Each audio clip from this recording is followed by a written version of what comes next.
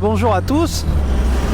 Donc là on arrive, donc on est le 17 juillet. On va aller bien évidemment manifester. On va voir comment ça va se passer. Alors on a de la chance, il fait beau, c'est déjà ça. Alors ils ont déjà retardé d'1 heure là, la marche. Je vais voir comment ça va se passer. Alors je pense que on va passer en face, ça doit être en face. Vous voyez qu'il y a déjà pas mal de monde quand même.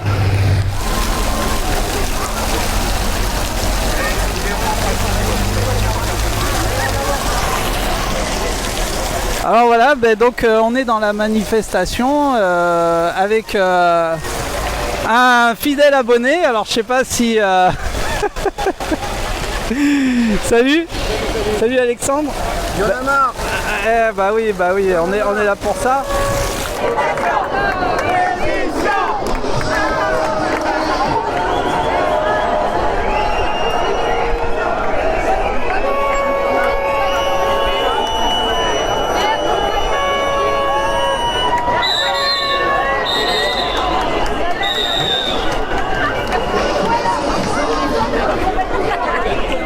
Bon voilà, comme je le disais, hein, manifestation du 17 juillet à Nice contre ce putain de passe sanitaire à la con, en espérant que ça fasse bouger quelque chose. Comme vous pouvez le voir, il y a quand même pas mal de monde qui se sont mobilisés et on espère encore plus de monde tout au long de la journée, quoi. Ce qui est super, c'est de voir les gens qui ont de l'espoir. Et voilà, je pense que c'est le plus important, de se retrouver tous ensemble pour canaliser toute cette énergie. Canalisons toute cette énergie.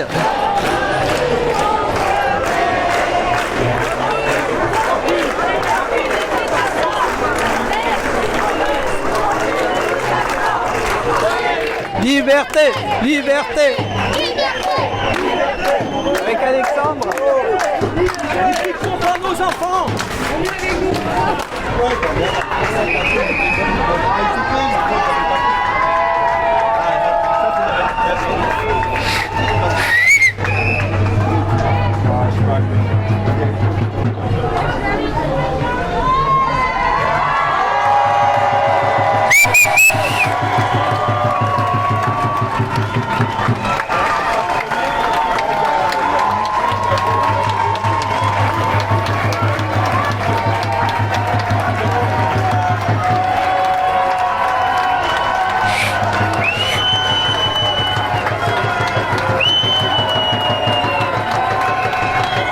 Bon, alors là apparemment il y a un pharmacien qui se met avec nous, qui prend les photos avec nous en fait.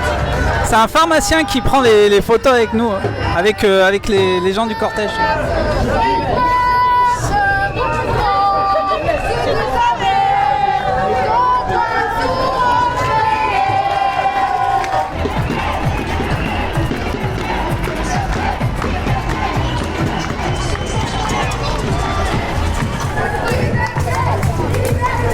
Liberté!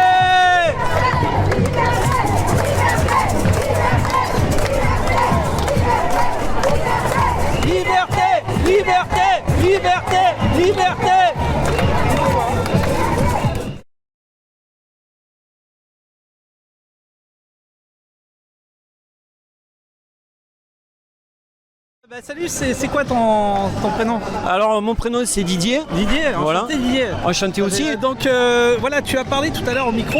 Oui. Et on venait d'arriver, donc si tu pourrais nous redire un peu. Absolument. Nous répéter un peu. Alors c'est un message qui s'adresse à tout le monde, ouais. Que ce soit en France ou sur toute la terre. C'est un message d'amour et ça serait bien qu'il soit relayé. D'accord. Voilà, j'y vais. D'accord, vas-y. Mes amis, citoyens du monde, la situation que nous traversons, malgré les souffrances qu'elle entraîne, a quand même du bon.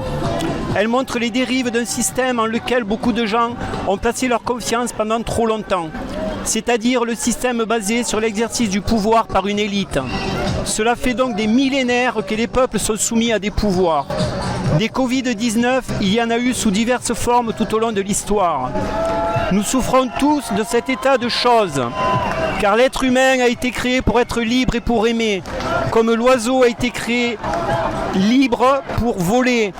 Dans une cage, il survit tout juste, puis il se laisse mourir avant l'heure. Nous avons été confinés depuis trop longtemps dans une cage dorée, parfois même sans nous en apercevoir. Mais maintenant, dans une tentative de suprématie planétaire, les puissants veulent asservir tous les peuples dans tous les domaines et cela devient évident. Malgré leur extrême habileté à gouverner, ils nous font croire que toutes les décisions prises le sont pour notre bien. C'est faux. Et ceux qui ne les appliquent pas ne s'apparentent à des réactionnaires irresponsables et égoïstes. Mais leur supercherie est maintenant révélée. De plus en plus de gens se réveillent de leur profonde torpeur. Si nous ne nous libérons pas, nous resterons prisonniers d'un système totalitaire qui nous enlèvera toute autonomie. Si nous ne pardonnons pas à ceux qui ont choisi de nous asservir, de nous manipuler, de nous mentir, de nous éliminer même par tous les moyens, si nous jugeons leurs actes et que nous nous vengeons, nous ne serons pas meilleurs qu'eux. Nous entrons dans la vengeance sans fin, il faut la stopper. Montrons l'exemple en nous libérant vraiment de toute rancune, de toute haine, et ainsi nous parviendrons à construire un monde fait de beauté et d'amour. Tout changement réel et profond commence par soi, au fond de son cœur, et personne ne peut le faire à notre place.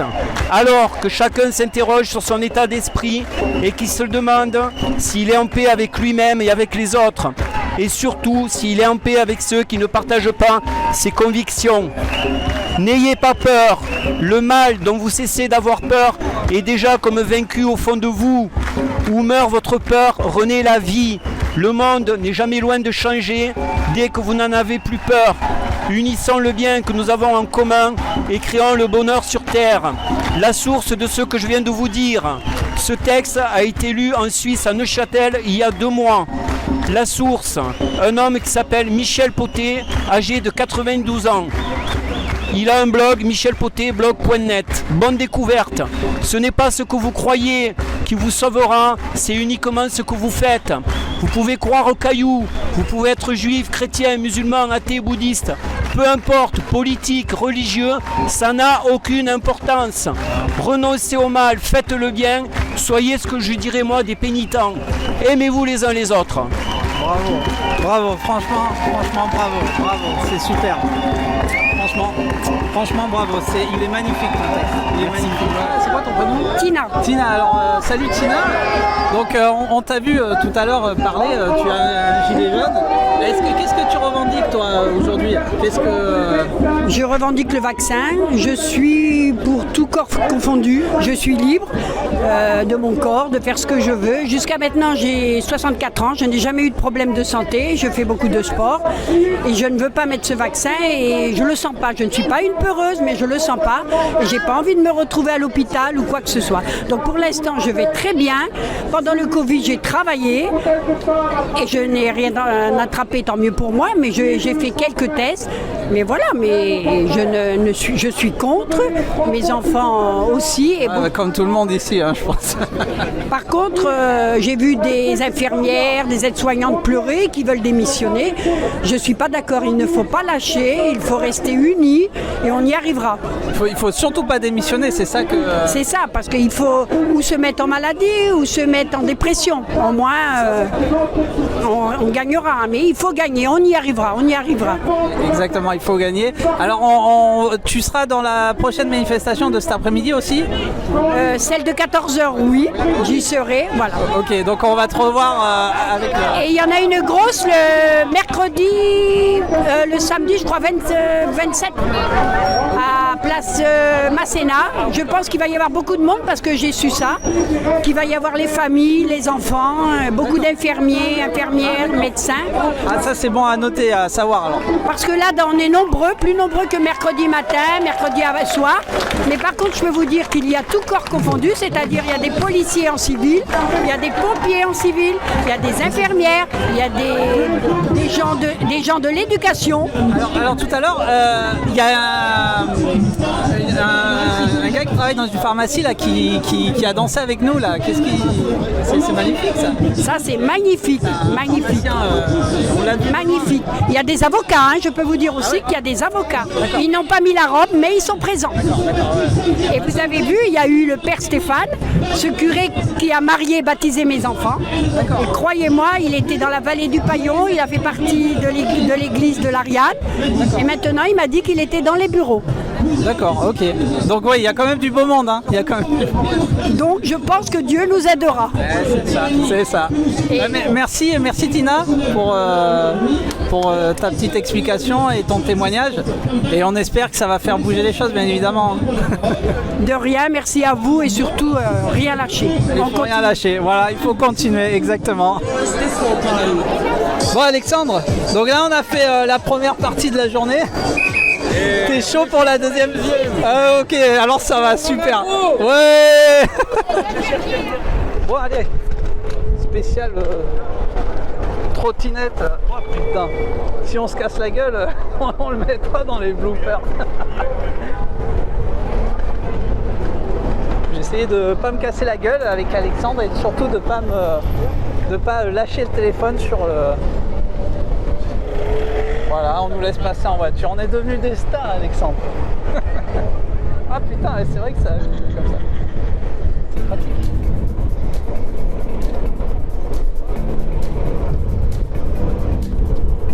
Putain, on s'y croirait là. Formule 1.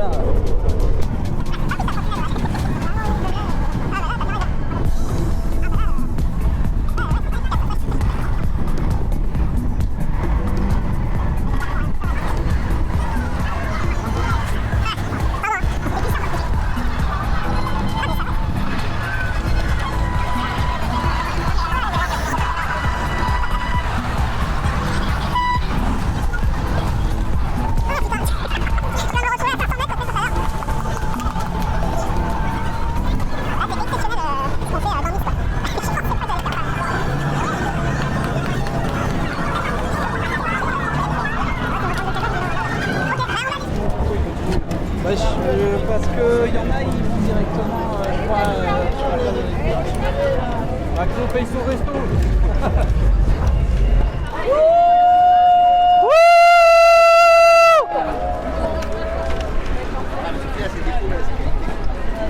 Ça c'était une soupe. C'est une soupe. Ça n'est jamais, ça n'existe pas, c'est leur connerie. Ça sort d'un labo comme les trois quarts de...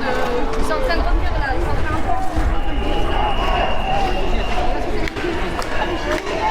Liberté, liberté, liberté, liberté, liberté, liberté, liberté, liberté, liberté.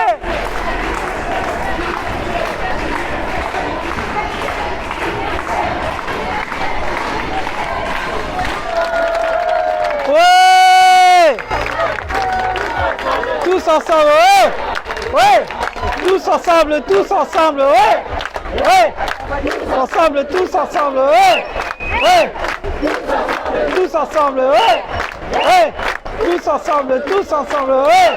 Ouais. Ensemble, tous ensemble, ouais. Ouais.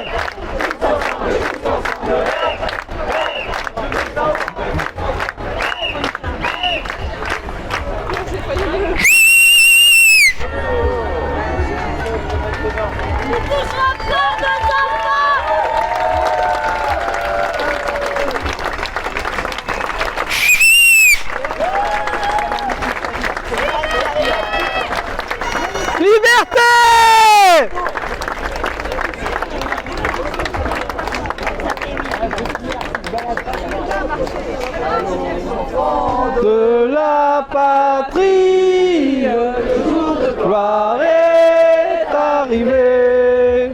Contre nous de la tyrannie, l'étendard sanglant élevé.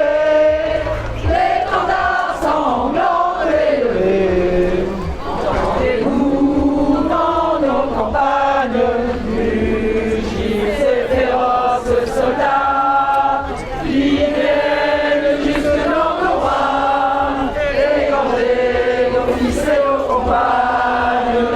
Aux armes citoyennes.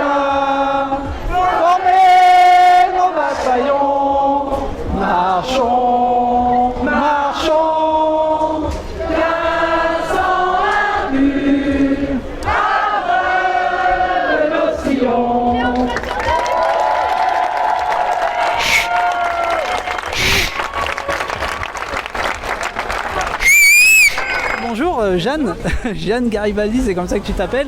On te voit depuis tout à l'heure, tu as parlé devant le public, tu réponds un peu aux questions des gens, tu nous interpelles, donc tu es dans le mouvement, tu t'occupes un peu de tout, tu fais quoi exactement ?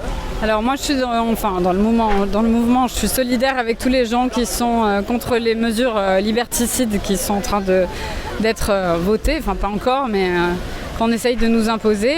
Et oui, je pense qu'il est important pour les Français de se soulever aujourd'hui contre ce qui se passe en fait, l'obligation vaccinale, la privation de liberté qui s'installe petit à petit, à petits pas sournois, voilà, sous prétexte de cette pandémie que je peux dire encore aujourd'hui, moi j'observe aucun changement depuis 1 an et demi dans ce qui se passe dans mon entourage. Donc au départ j'ai été cataloguée de complotiste quand je disais oui un jour il y aura le pass vaccinal. Il y a 1 an on en parlait, tout le monde disait crier au complot, etc. Maintenant que ça arrive, je trouve qu'on est nombreux mais on ne l'est pas encore par rapport au nombre de gens qui ont dit mais non ça n'arrivera jamais, etc. Et là on voit les choses arriver petit à petit et voilà ce qui se passe, quoi. Ouais. Comme je le dis, ce qu'on redoutait l'année dernière, c'est en train d'arriver, quoi. Voilà. Donc, moi, je suis content de voir qu'il y a des gens comme toi qui se battent. Je trouve pas d'autres mots, qui se battent et qui disent comme ça des vérités. Et nous, c'est ce qu'on fait aussi. On essaye.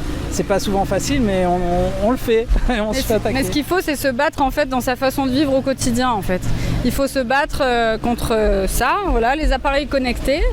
Moi, j'ai jamais eu de téléphone connecté. Je viens de changer mon téléphone il y a 2 semaines ou 3 semaines. Il est de 2005, voilà. Moi, j'invite tout le monde à avoir un truc comme ça. Là. Voilà, et moi, j'invite tous les Français à reprendre leur indépendance et leur souveraineté et arrêter d'être connectés partout, voilà, pour pas qu'on puisse être pisté. J'invite aussi, ce que je disais tout à l'heure, les Français à payer en espèces, c'est-à-dire à utiliser leur carte bleue pour aller retirer de l'espèce et payer en espèces les commerçants. C'est la dernière liberté que nous avons parce que pour l'instant, ils n'ont aucune possibilité de contrôler ce pass vaccinal dans tous les cas. Si on peut encore, par exemple, payer un resto en espèces parce qu'ils ne vont pas mettre la police à venir rentrer dans les restaurants, vérifier si tous les gens sont vaccinés ou pas. Moi, je côtoie énormément de monde, plus de monde encore qu'il y a 1 an auparavant, où tous les gens étaient confinés, on les a enfermés chez eux, ils n'ont plus discuté avec les gens, etc. Il y a eu moins d'échanges et les gens ne voient pas vraiment ce qui se passe. Concrètement, je connais aujourd'hui aucune personne décédée du Covid, si ce n'est un curé qu'on a déclaré décédé du Covid, qui avait 80 ans passés et qui était hautement diabétique et qui avait du cholestérol. Il a failli mourir en juillet dernier, il est décédé en décembre. On a dit qu'il était mort du Covid, je ne l'ai pas vu juste avant qu'il meure pour savoir s'il avait le Covid ou pas.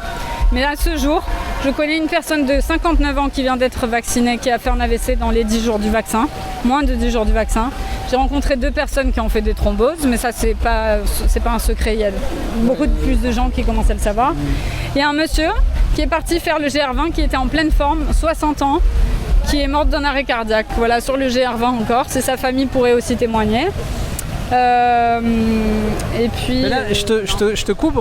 Là, tout à l'heure, tu parlais, on a croisé une dame qui nous a dit d'entrée de jeu, ma fille, elle s'est fait le vaccin et elle n'est pas bien depuis 2 semaines, c'est ça ? Oui, tout à fait. Oui. On l'a incitée à aller témoigner sur la place publique. Ouais. Elle a dit que sa fille de 18 ans s'était fait vacciner, était très très mal depuis le vaccin. Mais il y a aussi beaucoup de soignants qui ont déjà été vaccinés et qui ont fait aussi des réactions, ont développé des genres de grosses grippes après le vaccin, etc. Et je pense qu'il y en a beaucoup qui l'ont vécu. Après, tout dépend toujours, je pense, de l'immunité, du système immunitaire. Et donc, tout le monde ne réagit pas de la même façon. Voilà. Mais le vaccin en lui-même, ce qu'il produit, peut-être qu'il aura des effets dans 2-3 ans.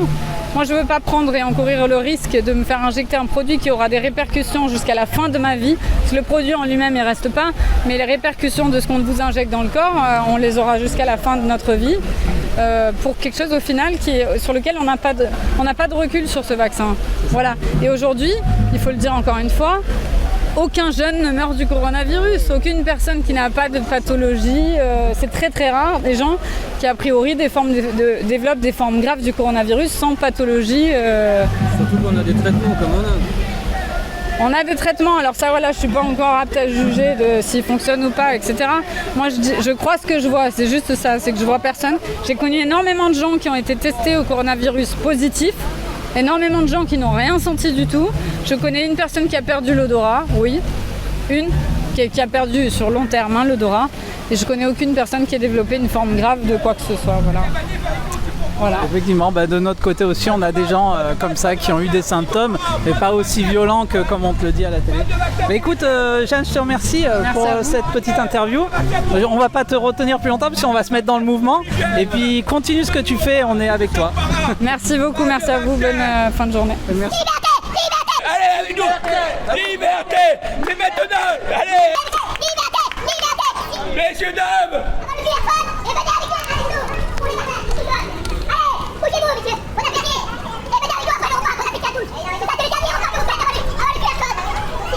Messieurs, dames, venez avec nous après.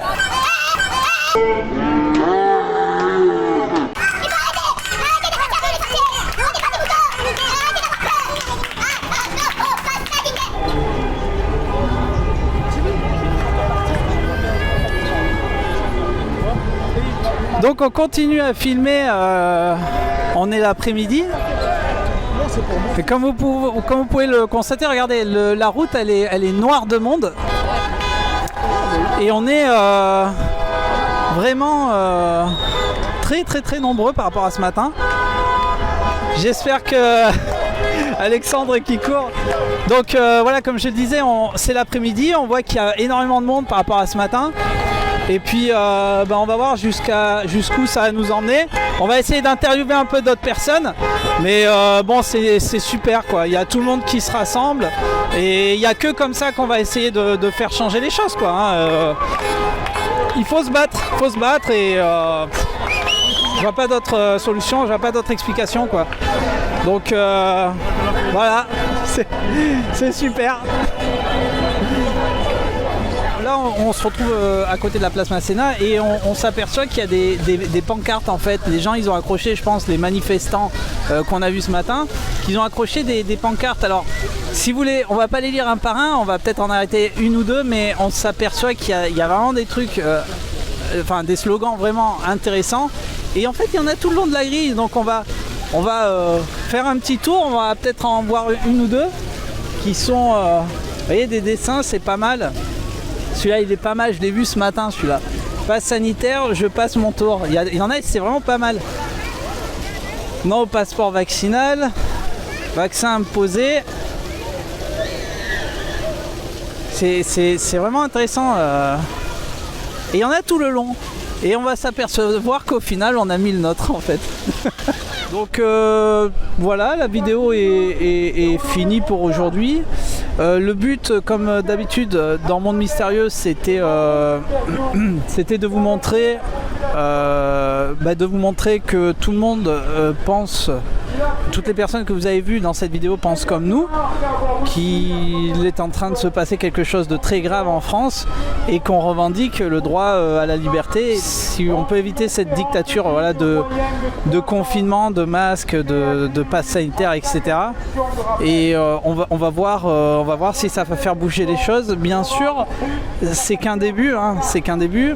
Voilà, on voulait vous faire partager cette journée donc très enrichissante de gens qu'on a croisés, qui pensent comme nous, qui revendiquent comme nous. Et puis voilà, c'était une expérience encore une fois très intéressante et on l'oubliera pas.